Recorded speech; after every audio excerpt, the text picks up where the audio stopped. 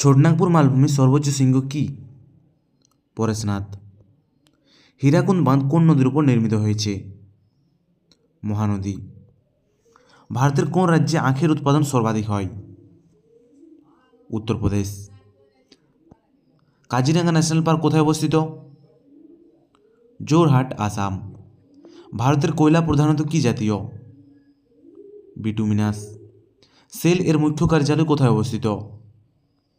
দিল্লিতে। ভারতীয় সংবিধান রচনার জন্য গণপরিষদ গঠনের দাবি সর্বপ্রথম উপস্থাপন করেন কে? এম এন রয়।